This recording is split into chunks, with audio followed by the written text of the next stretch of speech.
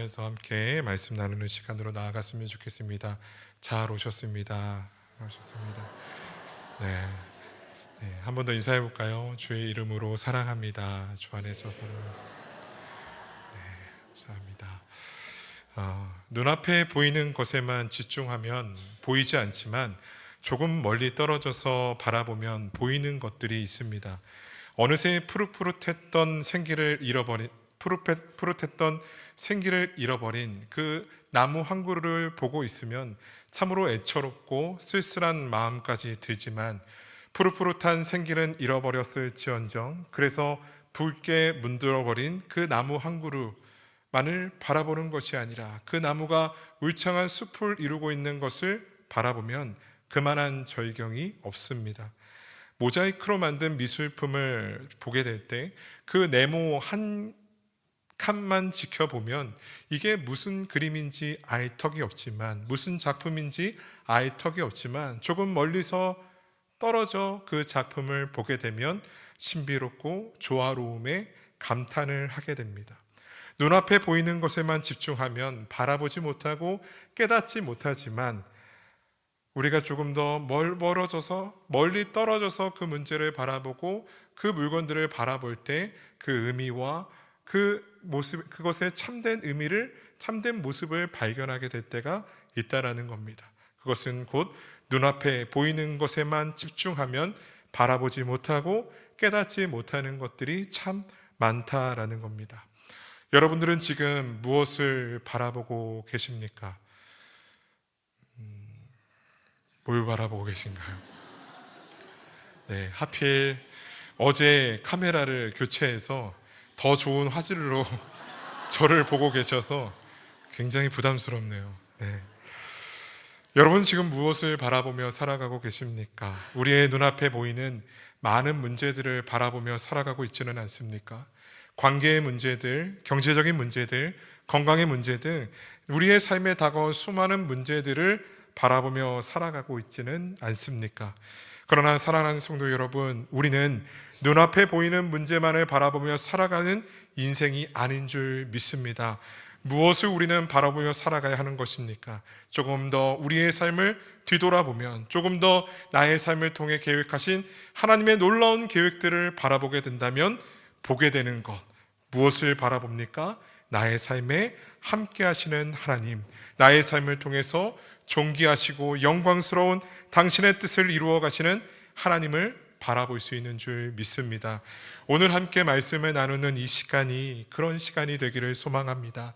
내 삶에 놓여있는, 내 눈앞에 놓여있는 그 문제만을 보며 살아가는 인생이 아니라 나의 삶에 함께 하시는 하나님, 또 나의 삶을 통해서 크고 놀라운 일들을 이루어 가시는 하나님을 바라볼 수 있는 저와 여러분들이 되기를 소망합니다.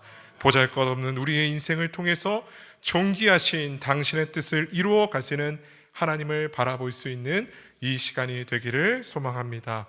오늘 본문이 포함되어 있는 예레미야 25장은 어떤 면에서 우리가 함께 계속해서 살펴보고 있는 예레미야 1장부터 24장 이 전반부의 결론에 해당하는 말씀이 25장의 말씀이다라고 말할 수 있습니다. 그렇게 말할 수 있는 이유는 이 예레미야 1장부터 24장까지를 통해서 살펴보았던 예레미야의 그 많은 사역들, 그 사역에 대한 이스라엘의 반응이 오늘 우리가 읽었던 본문 말씀 3절에 그대로 고스란히 요약되고 있기 때문입니다. 같이 한번 읽어봤으면 좋겠는데요. 유다의 왕 아들 요시야 왕 였을 때부터 오늘까지 23년 동안 여호와의 말씀이 내게 꾸준히 이르렀으나 너희가 순종하지 아니하였느니라.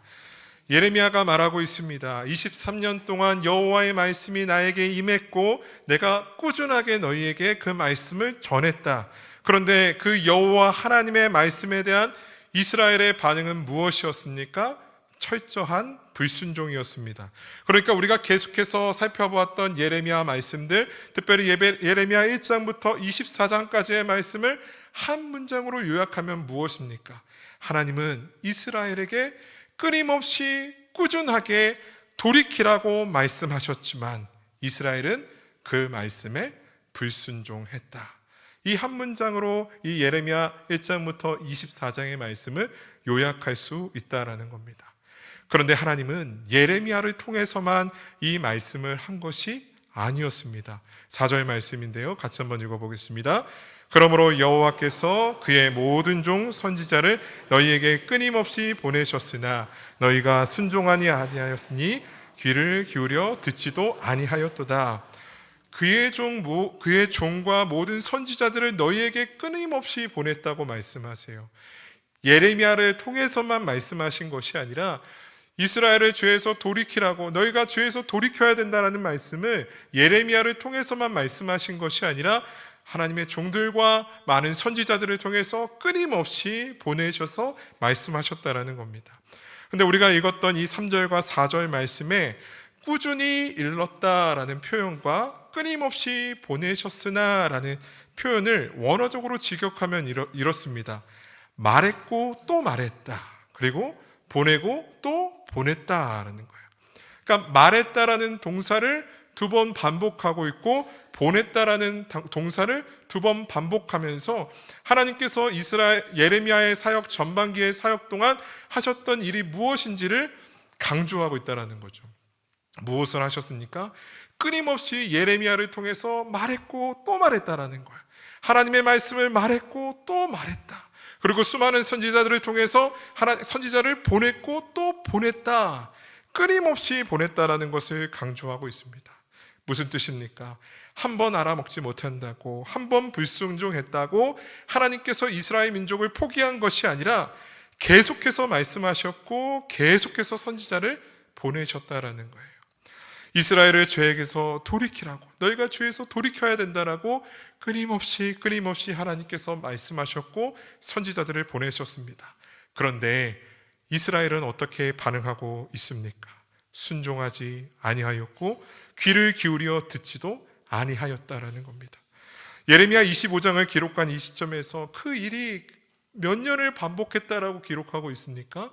23년 동안 그 일이 반복되었다라는 거예요. 여러분, 참 징그럽지 않습니까? 참 징하지 않습니까? 이방 나라의 잡신이 하고 있는 말씀이 아니잖아요. 지나가는 개가 짖고 있는 것이 아니지 않습니까? 자신들을 애굽 땅에서 구원하여 주신 하나님, 자신들에게 약속하신 약속의 땅에 거하도록 하신 하나님께서 지금 말씀하고 있다라는 겁니다. 죄에서 돌이키라고 끊임없이 꾸준하게 말씀하십니다. 그런데 도무지 들어먹을 생각을 안 하고 있다라는 겁니다. 그런데 그렇게 불순종하고 듣지 않은 그들을 향해서 하나님께서는 어떻게 하고 계십니까? 포기하지 않으셨다라는 겁니다.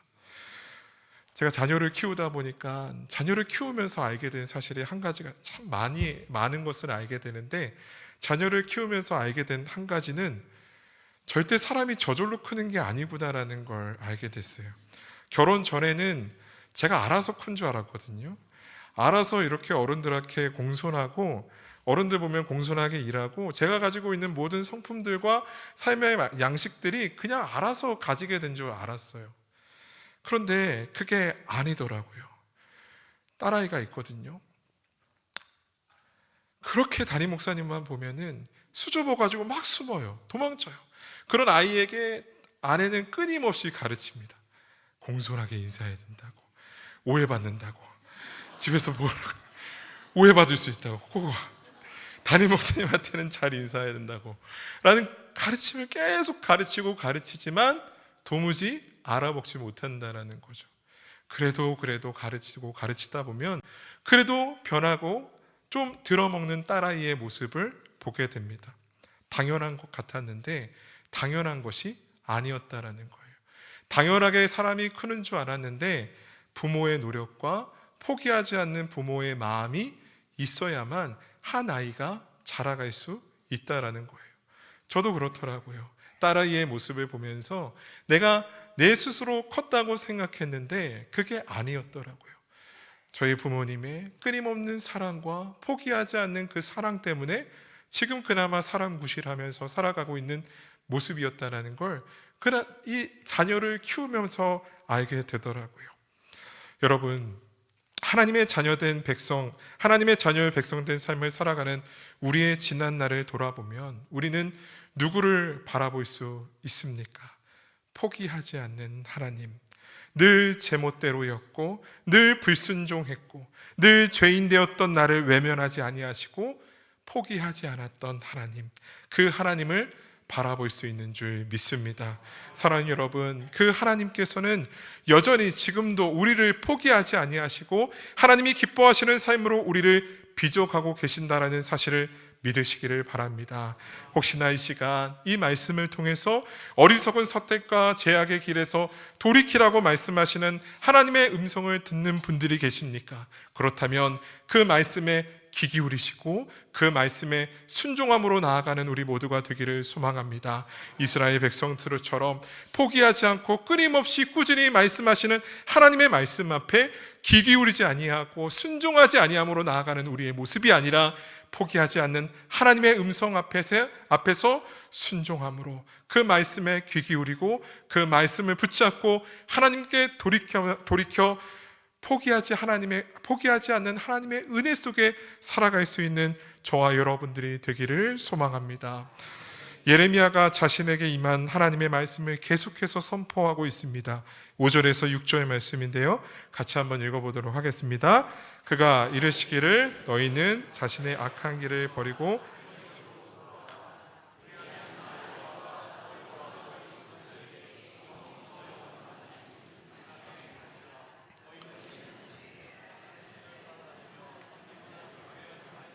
너희 손으로 만든 것으로서 나의 노여움을 일으키지 말라. 그리하면 내가 너희를 해하지 아니하리라 하였으나. 계속해서 하나님은 이스라엘을 돌이키게 하시고자 말씀하고 있습니다. 그런데 그 말씀을 가만히 살펴보면 하나님께서 무엇을 근거로 그 말씀을 하고 계시는지가 이 5절에서 6절의 말씀을 통해서 보게 됩니다.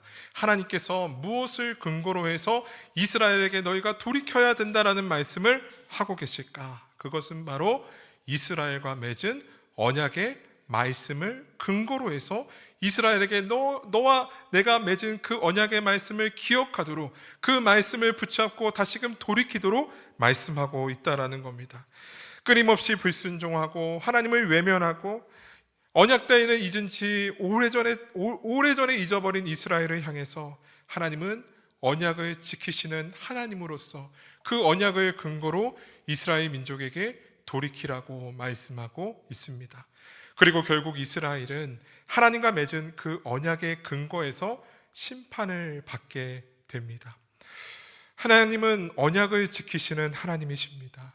이 사실이 죄악된 이스라엘이 심판받게 되는 이유였습니다. 그러나 여러분, 하나님께서 언약을 지키시는 하나님이라는 사실은 우리를 두렵게 하고 우리를 심판 가운데 놓이게 만드는 것은 절대 아니라는 사실을 기억하시기를 바랍니다. 오히려 그 언약 때문에 늘 넘어지고 연약하지만 그럼에도 돌이키게 하시는 그 은혜로 말미암아 하나님의 자녀여 백성된 삶을 살아갈 수 있다는 것을 기억하시기를 바랍니다. 그리고요, 하나님께서 감정에 따라 행동하시는 사람이 아니라 이랬다가 저랬다가 하시는 하나님이 아니라 자기 백성과 언약을 맺으시는 하나님이라는 사실이 우리에게 얼마나 큰 은혜입니까?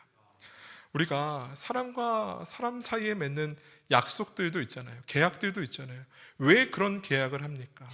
오늘 이 가격에 집을 팔겠다고 했다가 내일 기분이 좀 우중충하다고 한 500만 원만 더 내달라고 하면은, 여러분, 그런 깨어질 약속 속에서 살아간다면 얼마나 불안하고 초조하면서 우리가 살아가게 되는 것입니까? 사랑하는 사람의 마음이 변치 않고 영원할 것 같다고 생각했는데 하루아침에 변해버리면 어떻게 돼버려요? 삐딱해져 버리잖아요. 영원한 건 절대 없어요. 결국엔 넌 변했어요. 이유도 없어, 진실도 없어. 사랑 같은 소리는 집어치고 오늘 밤엔 삐딱하게다. 네.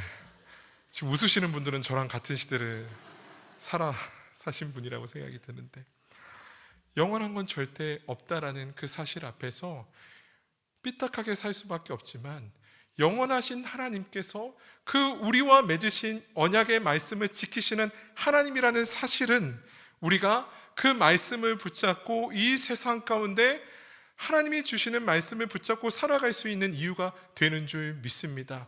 세상의 말들과 세상의 가치는 영원하지 않기 때문에 그것을 붙잡고 살아가는 인생은 늘 초조하고 불안합니다. 그것을 의지하며 살아갈 수 없다라는 겁니다. 그러나 영원하신 하나님께서는 언약을 지키시는 하나님이시기 때문에 그 언약의 말씀을 지키시는 하나님을 신뢰하는 자의 삶은 언제나 위로함과 능력을 붙잡고 살아갈 수 있는 인생인 줄 믿습니다. 그 하나님의 은혜 때문에 자격 없는 우리가 하나님의 자녀가 되었고 하나님의 백성으로 살아갈 수 있게 되었다라는 사실을 믿으시기를 바랍니다.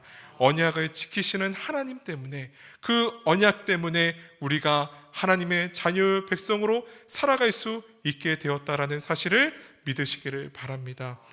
언약을 지키시는 하나님께서 도무지 돌이키지 않는 이스라엘을 향해 심판의 말씀을 선포하십니다. 분명한 것은 하나님은 그들을 포기하지 않으셨다라는 거예요. 돌이키게 하시고자 그들이 받아야 했던 심판을 선포하고 계십니다. 그 심판의 내용이 9절의 말씀인데요, 같이 한번 읽어보겠습니다. 보라, 내가 북쪽 모든 종족과 내 종 바벨론의 왕 느부갓네살을 불러다가 이 땅과 그 주민과 사방 모든 나라를 쳐서 진멸하여 그들의 놀램과 비웃음거리가 되게 하며 땅으로 영원한 회오가 되게 할 것이라. 여호와의 말씀이니라. 아멘. 바벨론에 의해 처참하게 진멸될 것을 말씀하십니다. 이스라엘의 모습을 보고, 이 진멸당하는 이스라엘의 모습을 보고 모두가 놀랄 것이고 열국이 비웃음으로 삼을 것이다 라고 말씀하고 있습니다. 더 이상 이스라엘 땅에는 기뻐하는 소리, 즐거워하는 소리, 신랑의 소리, 신부의 소리, 맷돌을 돌리는 소리, 등불을 비추는 그 빛이 끊어지게 될 것이라고, 누구도 살 수 없는 황폐한 땅이 될 것이라고 말씀하고 있습니다. 그렇게 이스라엘은 70년 동안 바벨론을 섬기며 살아가야 한다고 말씀하고 있습니다. 여러분, 너무나 고통스럽고 치욕스러운 말씀이지 않습니까? 가나안 땅의 우상과 우상을 믿는 이방인들을 진멸하라는 명령을 받았던 사람들이 이스라엘 민족이었습니다. 그런 그들이 우상을 섬기는 이방 나라에 의해 진멸을 당하고 70년 동안, 그 긴 시간 동안 바벨론의 왕을 섬기며 살아가야 된다라고 말씀하고 있습니다. 그런데 여러분, 이스라엘이 비웃음거리가 되어서, 조롱거리가 되어서 고통을 당하고 고통을 또 당해야 했던 그 70년의 시간, 그 시간 그들만 고통을 당했을까요? 하나님에게 그 70년의 시간은 어떤 시간이었을까요? 내가 거룩하니 너희도 거룩하라 말씀하셨던 하나님이셨습니다. 온 세상의 주인이 하나님이시라는 것을 드러 나타내시기 위해서, 이스라엘을 사용하시기 위해서, 그 뜻을 이루시기 위해서 자기 백성 삼으셨던 분이 하나님이셨습니다. 여러분, 이스라엘만 고통당하고 이스라엘만 조롱거리가 되고 이스라엘만 비웃음거리가 되었을까요? 열국이 하나님을 조롱했을 겁니다. 그들의 신이, 하나님이 우리의 신에게 처참히 진멸당했다고 선포하며 하나님을 비웃었을 겁니다. 누구보다 자기 백성이 당하는 그 고통을 보시면서 하나님이 더 큰 고통을 느끼셨을 것입니다. 이스라엘은 알아야 했습니다.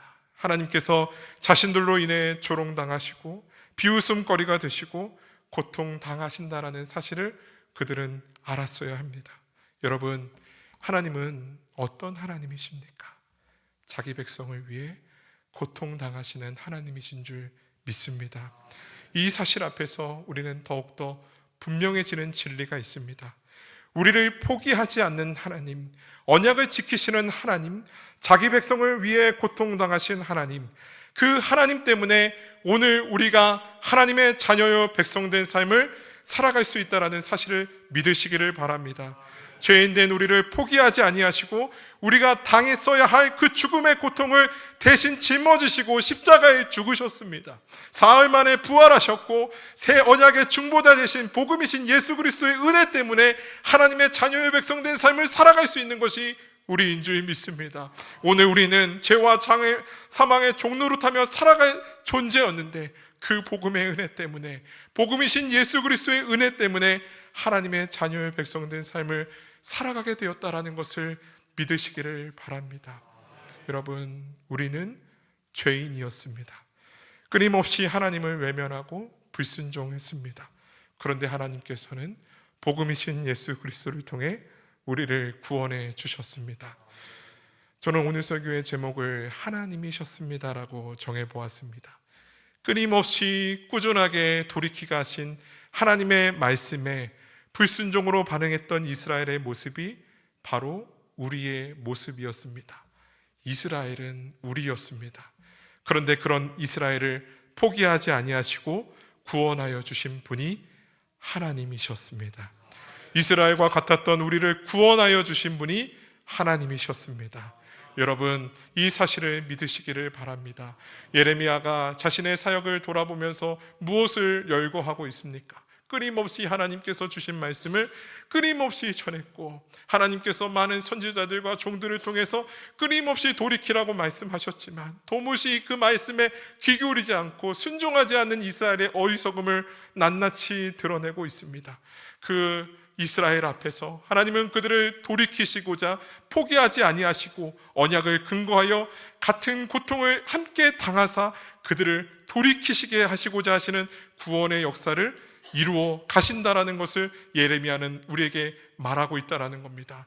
여러분, 우리의 지난날의 삶을 돌아보면 우리는 무엇을 바라볼 수 있습니까? 우리를 위해 끊임없이 불순종하고 죄인이었던 우리를 포기하지 아니하시고 하나님의 자녀요 백성 삼아주시기 위해서 우리가 감당해야 됐던 죄와 사망의 종노릇하며 살아갔던 그 죄악의 값을 치러야 했던 사망의 값을 대신 치름으로 복음이신 예수 그리스도로 말미암아 하나님의 자녀의 백성 삼아주신 하나님의 은혜를 우리는 바라보게 되는 줄 믿습니다. 그 은혜 때문에 살아가고 있는 인생이 우리라는 사실을 믿으시기를 바랍니다. 여러분, 눈앞에 어떤 문제들을 바라보고 있습니까? 그 문제 때문에 두려워하고 있습니까? 절망하고 있습니까? 좌절하고 있습니까? 그 문제를 바라보는 시선을 거두시기 바랍니다. 그 시선을 하나님께 두시기 바랍니다. 나를 포기하지 아니하시고 복음이신 예수 그리스도를 통해 구원하여 주셔서 나의 삶을 존귀하고 영광스러운 당신의 뜻을 이루어 나가는 그 존귀한 삶으로 살아가게 하신 하나님의 은혜를 바라보시기 바랍니다. 그 은혜를 힘입어 오늘을 살아갈 수 있는 저와 여러분들이 되기를 소망합니다. 허락하신 말씀 기억하면서 함께 찬양하기를 원합니다.